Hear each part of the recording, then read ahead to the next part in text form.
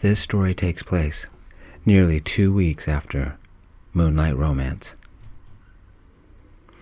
I have a problem. Not only am I an endangered species, but the 3 days of the full moon begin tonight. On those nights, people like me lose control. We call ourselves the children of Fenrir, the moon-cursed, wolves. Other people call us demons, monsters, skinwalkers, lycanthropes, werewolves. There aren't many of us left. I'm Raleigh Watson, a lawyer, and I finished my degree less than 2 years ago. I work with the law firm of Jensen, Apples, Larson, and Watson. That's not the problem. Those of us wolves that have mates, like my friends Landon and Compton, can weather the full moon by sleeping through it. Our mates calm us down. They're usually a male wolf and a female mate, or a female wolf and a male mate, but sometimes it's a male wolf and a male mate, or a female wolf and a female mate. Landon and Compton are an impossibility. They are both wolves, and somehow they've become mates. Fenrir works in mysterious ways, I guess. It helps that Compton is the only wolf I've met that can remain normal during moon silver. He once mentioned that a wolf named Jack in his previous tribe helped him learn how to keep moon silver at bay. Me, Landon, and Compton are forming our own tribe of wolves. Though Landon and I have tried, we cannot control ourselves when moon silver shines. Those of us who don't have mates have to be locked up or we rampage, and not only risk attracting hunters, but we also risk killing others. I don't have a mate, but I think I've found him. Gray Hartvig, a beautiful man who makes my heart sing. There is a connection between us, but he doesn't see it. I told him about wolves and about mates. He's seen us shift from human to wolf and back, and I think it freaked him out. He's also in trouble with some bad people from Atlanta. He's even more freaked out now. Gray fled. I haven't seen him for 3 days. No one had, and I desperately need him tonight, or I will be the maniac in a cage. Moon silver terrifies me, just like it does all wolves. What's moon silver? The silver light that comes from a full moon. The evil light that robs wolves of their minds and turns them into a full-on, crazed-on, berserker beast. I sat in my office at the law firm, putting my affairs in order. As is normal, I take the 3 days of the full moon off. What choice is there? For those 3 days, there is no way my mind will be in any shape to think. Normal people never have to worry about a full moon hangover. Or worse yet, waking up to a news report about a huge animal attacking people and realizing that animal was you. Worser yet, if a person died because of that attack. Or if that person lived. Then said person would transform on the next full moon, unaware of what they are. They'd rampage. The cycle would get worse. I have to convince Gray to give up his future and stay with me for the rest of his life, and I only have until tonight to do so. The legal briefs waited for my attention, but I couldn't focus on the case. I heard the soft crackle from my phone a microsecond before the phone rang. I answered. Landon. I found Gray, he said. Afraid my mate would run again, I softly asked, Has he seen you? I imagined the smirk on Landon's face when he said, No. Landon had hidden from his family's killers for 10 years. That man was scary quiet. He never made a noise, and when he didn't want to be seen, nobody could find him. Nobody could hide or track better than Landon. He was the last of his lines. Hunters had killed his tribe 10 years ago. He also looked like a wolf turned human, pointed ears, and hair more like wolf fur than hair. His lover and mate, Wesley Compton, was the opposite, A big brute of a guy. He was all strength and no grace, but I've never seen anyone act as gentle as he did with Landon. The estranged son of the leader of the large pack at Wolf Hollow, Compton was kicked out for trying to claim leadership. Landon, Compton, and I have formed a new pack. Compton never said anything, but he worried about his old family. Large tribes can attract attention of the wrong sort. If we are to survive, we might have to ally ourselves with Wolf Hollow. If I am to survive, I need to convince my future mate that I'm not a monster. Well, I am a monster, but with Gray's help, I won't be a killer. Poor choice of words. I am a killer, but I won't become a murderer. One thing you should know, Landon said, and I've already told Compton. The coldness in Landon's voice chilled me. I waited for him to speak again, but his next words awoke the anger inside. Wolves are not nice when they are angry. Gray's not alone, Landon said. The same people who came after him before have him now, and I think they're using him as bait to lure us out. Explain yourself, I said. He's locked in a motel room, but he's not alone, Landon said. One of the 5 guys smells like the man from 2 weeks ago. The others are new. I suspect they think the same people who rescued Gray 2 weeks ago will try to save him again, and they want to even the score. Where? I asked. Landon told me the place, a cheap motel near I-15 on the outskirts of eastern Vegas. The smart thing to do would have been to grab Gray and make the long drive to Atlanta. They didn't, which meant they didn't know what they were dealing with. I looked at my phone, checking the time. The full moon would rise in a matter of hours. My skin was already beginning to itch. My bones ached. My body knew that soon it would be time to surrender to the hated moon. Soon I would lose my mind. If I'm not careful, I'd lose my mate as well. Though I ripped the throat out of one of Gray's attackers, I regretted letting the rest live. One rule of nature: do not threaten a wolf's mate. A simple growl came from my throat. Do they know we are wolves, or is this a coincidence? I asked, the legal briefs on my desk forgotten. I grabbed my suit coat and began walking out of our offices. They are not making preparations for the full moon, Landon said, and I don't smell any silver or sense any obsidian. They just got lucky. I'm on my way, I said, and closed the call. The fingernails on my left hand already looked like claws. I didn't have much time. I had just said goodbye to our receptionist when a voice halted me. Raleigh, have you finished looking at the briefs for the Lisbon case? The arraignment is tomorrow. The woman that called me was Shirley Larson, one of the senior partners of the firm, and lead lawyer on the Lisbon divorce case.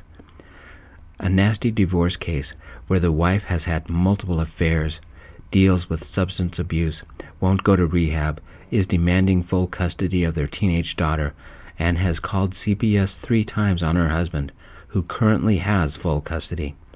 She also physically assaulted her soon-to-be ex with a stapler, and was charged with assault and battery. Why does Vegas get all the crazies?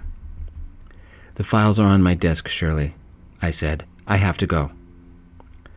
She gave me the look that only practiced lawyers give, and she said, I'll need your help before the judge. I know you've taken a couple days off, but you need to rearrange your schedule. There was no way I could tell her that I'd be dealing with a full moon hangover. Though it was hours away, the pull of moon silver on my soul was already starting. I gave her a simple smile, but it felt like I was baring my teeth, and I said, I can't do that. Come into my office, she said. We need to talk about the case. Gray was in danger. That's all I can think about. The moon silver was making it hard to concentrate. It's kind of like static filling your mind, making rationality difficult. I turned to my coworker, striving to keep the wolf out of my voice, and said, I'm sorry, but I have to leave. Like most humans, she didn't see past her own nose. I suspect Tiffany Lisbon's lawyers have hired a private investigator to look into her husband's financial affairs and dig up some dirt. We need to be ready. I'm sorry, I said. I can't be there. If you'll excuse me, I need to leave. She folded her arms, and her stare became hostile. You leave every month for 2 or 3 days. Where is your dedication to the job? Was this a simple stalling tactic to keep me talking? Maybe to get me to change my mind? The wolf gnawed at my soul, anxious to get out. If I didn't rescue Grace soon, I'd have to abandon him and return to my cage. The full moon blues. We'll talk when I get back, but I have to go, I said, and walked out. What is more important than doing your job? She asked. The demand in her words annoyed my wolf. I don't have time for this, I said. If she didn't leave me alone, I would begin growling. Unlike Landon, who could hide for hours, or Compton, who could stalk his prey for miles, my wolf was an impatient wolf. Men threatened my mate. Nothing would stand in my way. Surely Larson didn't understand the danger she was in. She watched as I drove away in my BMW. My wolf suddenly didn't trust her, and it snarled somewhere deep in my soul. I don't have time to think about her now. Gray was in trouble. Pushing the speed limit, I drove to the motel Landon had found and parked a few side streets over.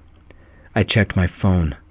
Only 3 hours until moonrise, but if I stressed, this shift to wolf could happen sooner. The thing about the approaching full moon, everything about a wolf is enhanced.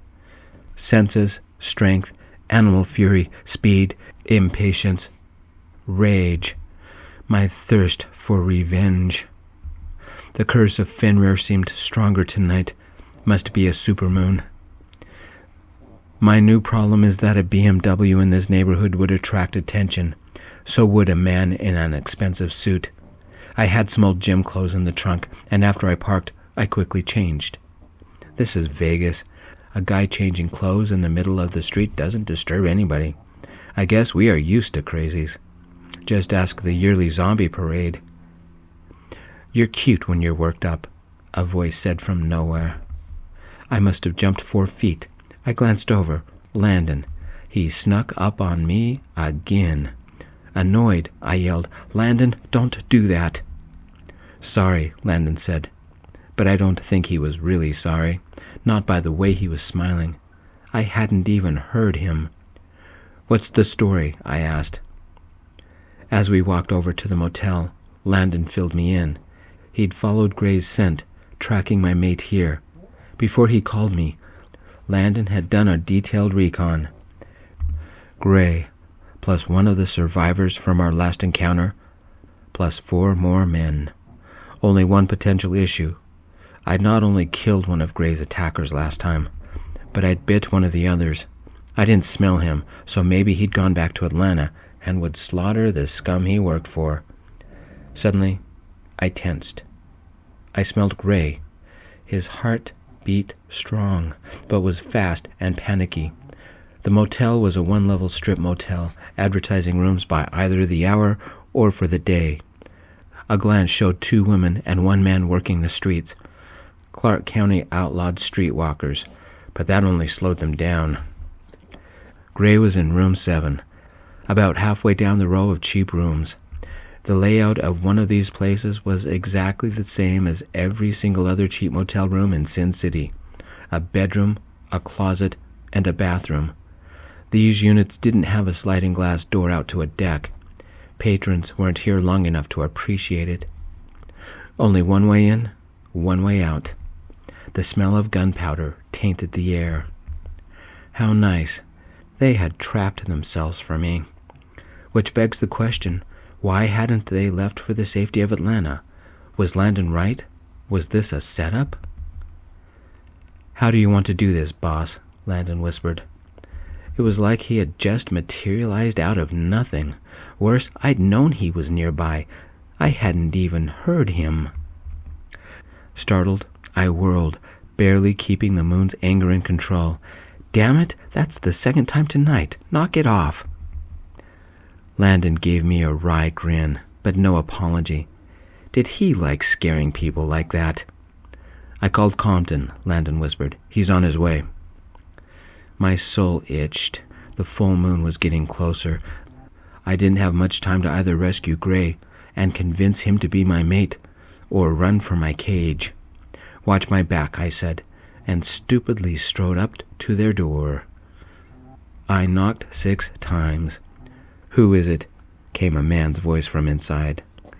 A low growl escaped my lips. My fangs were already growing. The added stress had triggered an early transformation. Give me my boyfriend, I ordered, or I will shred you like cardboard. Gray's sudden, rapid heartbeat alarmed me, but it also gave me his position. The soft cocking of 2 guns told me 2 other positions. There were only 5 heartbeats in the room.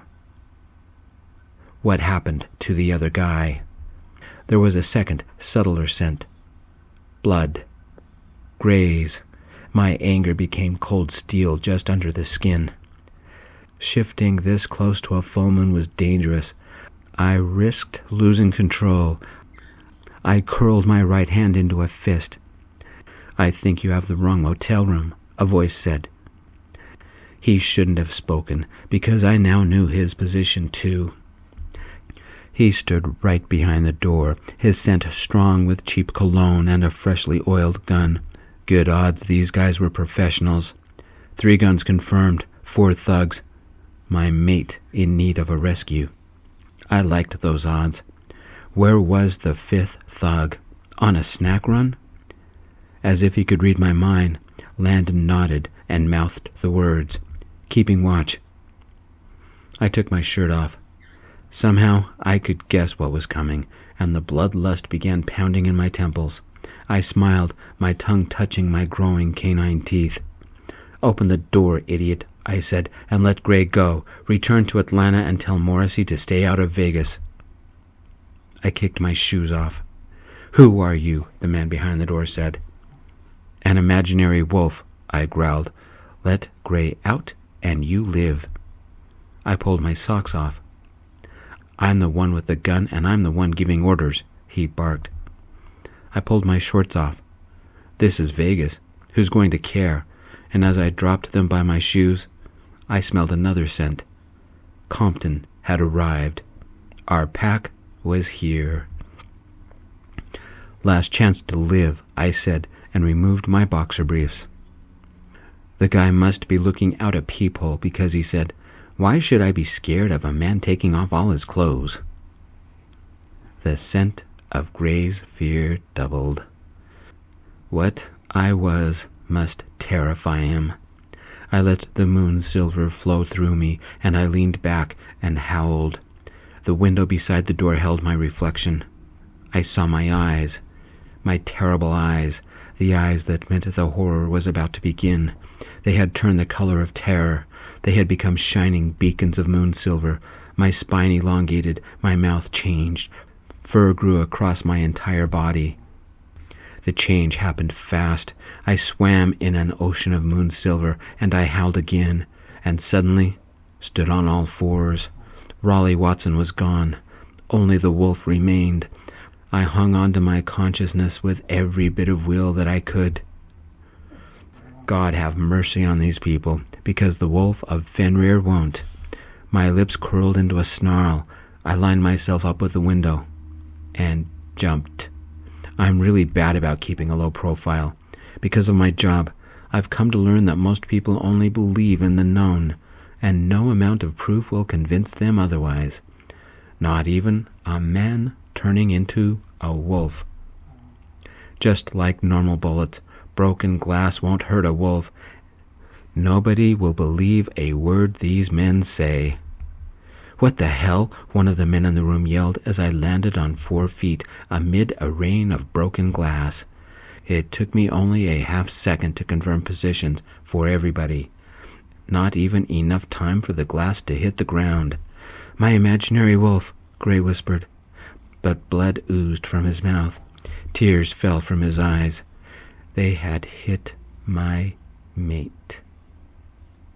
The moon's silver flowing in my veins responded with one simple emotion.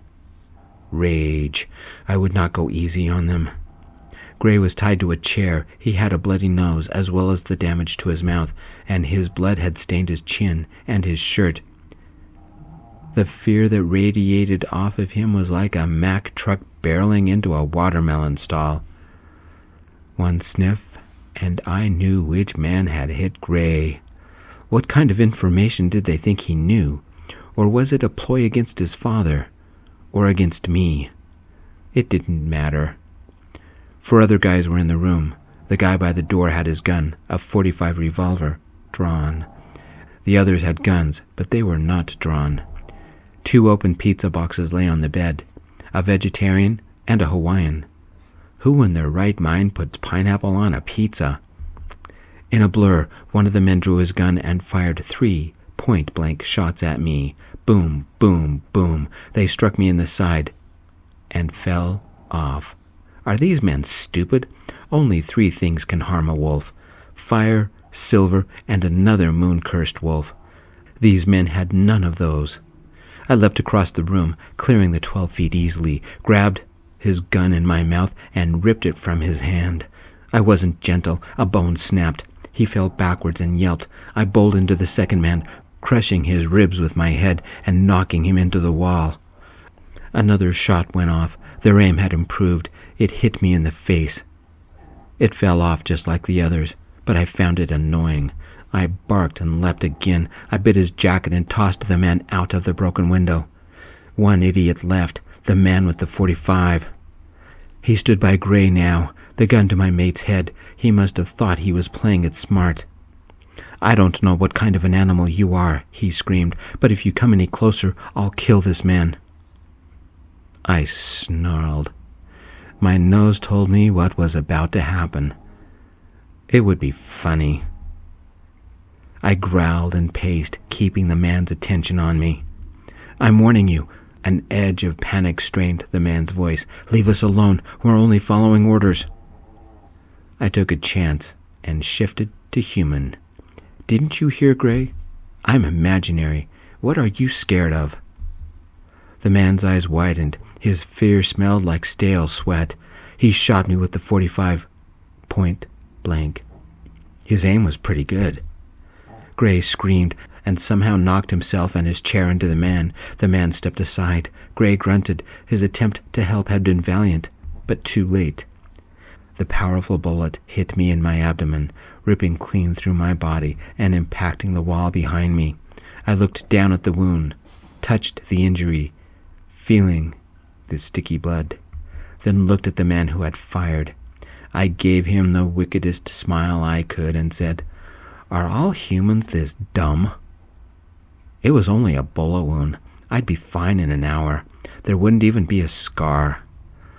Wolves not only are strong and violent, but we also heal fast.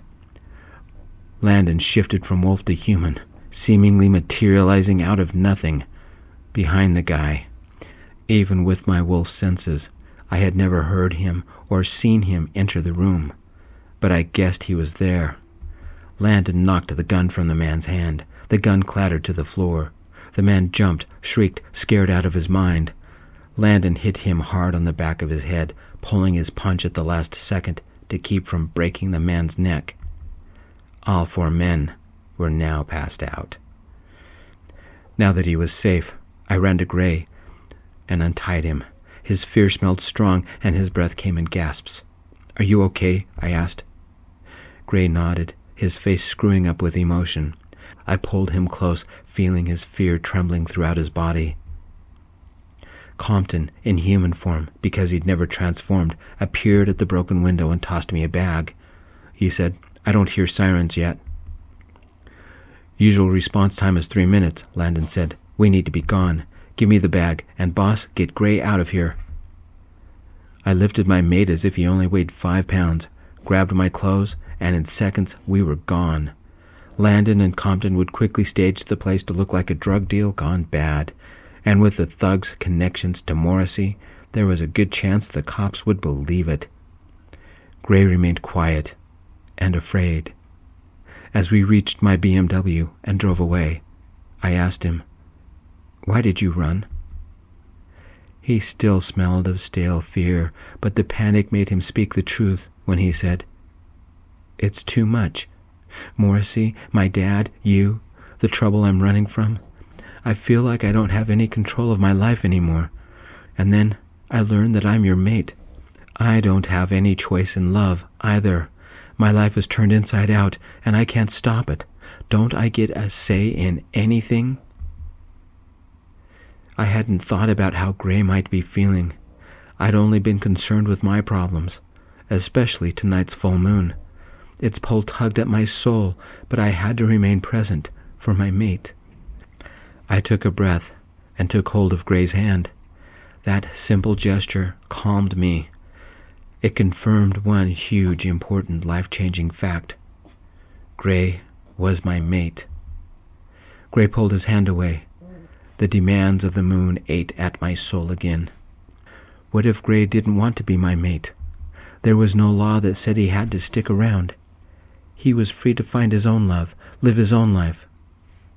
A small sadness lodged itself in my heart, and I said, "Gray, I need you, and I think we could love each other. Look at Compton and Landon. They're so different, but they formed a bond. They love each other, and that can happen to us." Was that them choosing to love each other, Gray said, or the moon, or Fenrir? Did they have a choice? Taking another deep breath, I said, "Wolves have few choices. Compton and Landon either bonded or died.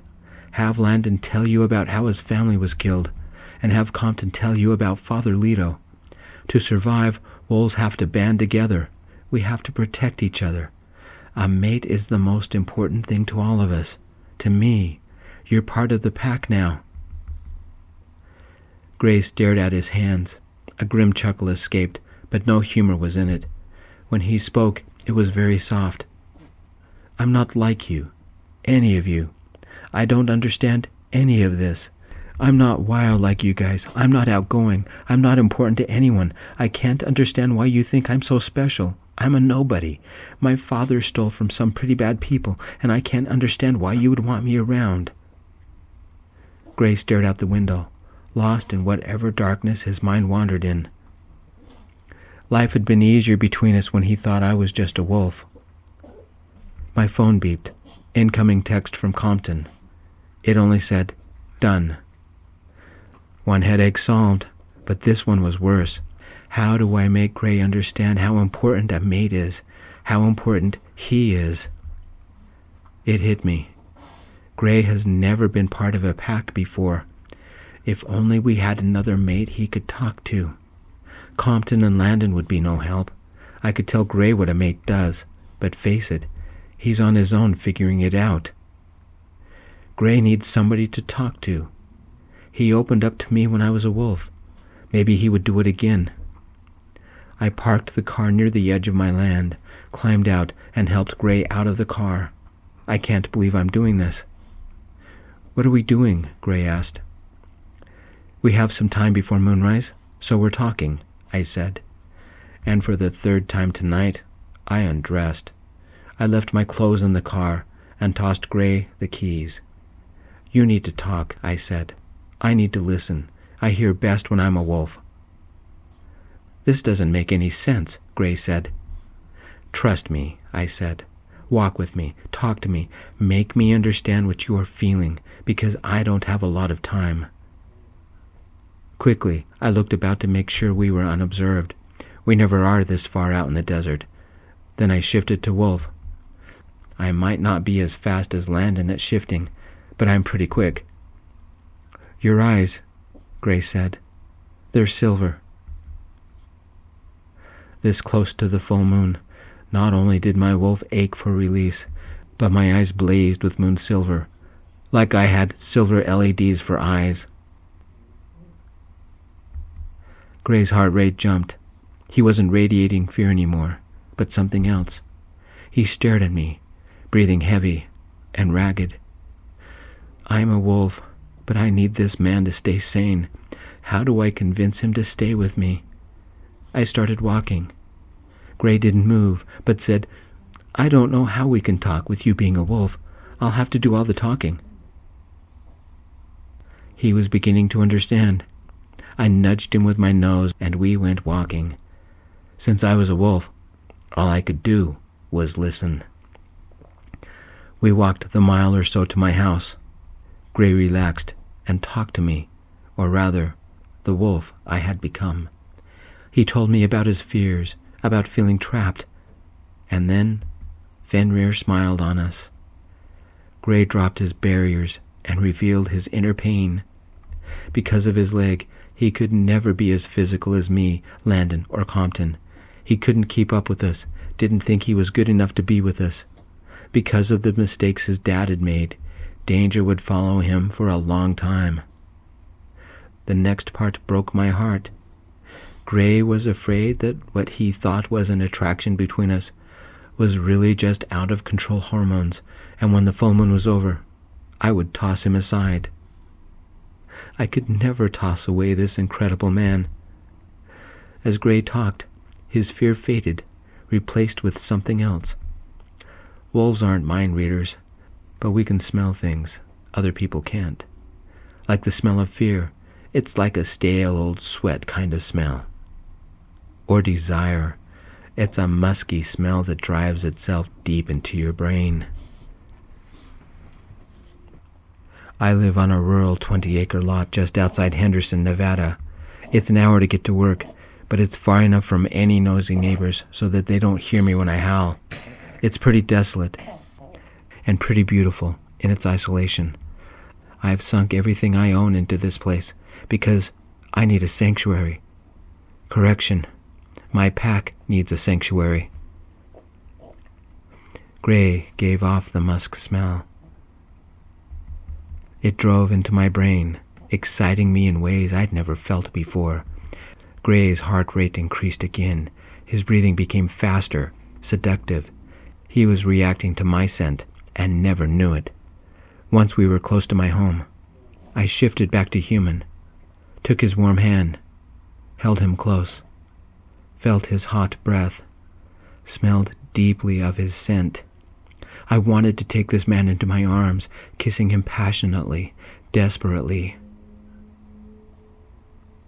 Instead, I controlled myself and said, Gray, I will do whatever I can to make you happy, even if it means leaving you alone. I can leave the law firm, find another job in another city, and if that's what you want, you'll never see me again. You can forget these past few days even happened. Gray looked directly in my eyes, the moon silver reflecting in his eyes. His breath became heavy. His desire became a hammer, and we could hold back no longer. Our kiss was primal, filled with need and desire and longing. It banished the loneliness, the fear, the hurt. I kissed him as I stripped him, especially kissing the scars around his rebuilt knee. Right before the full moon, my senses were at their peak. I knew how each touch, each caress, each kiss could bring the maximum amount of pleasure to my lover. We made love under the endless desert sky, the musk, the moon silver, the desire driving us to a passion I had never experienced before. Afterward, we lay there, panting, and slowly watched the silver light of the hated moon peak above the eastern horizon. Without my control, my body shuddered and shifted and stretched and ached, transforming against my will. Gray held me tight as I lost myself in the moon silver. I woke in the pre-dawn darkness, stiff and cold, and my mouth tasted like dried blood. I must have bit my lip. A desert morning is always cool, and a slight breeze blew about our naked bodies. As I moved, a hand softly, gently ruffled through my hair. I opened my eyes. The moon was gone. The sun had started to crest the horizon. I hadn't seen a sunrise after a full moon for years because I'd been in my cage. It was the most beautiful sunrise I'd ever seen. The most beautiful man in the world held me, and I started to cry. He'd sat up all night fighting the moon for me. I owed Gray my life. "How do you feel, sleepyhead?" Gray asked, clutching a blanket about his naked shoulders. Another one lay beside him, which I must have kicked off. "Think of the worst hangover you've ever had, and double it," I whispered, sitting up.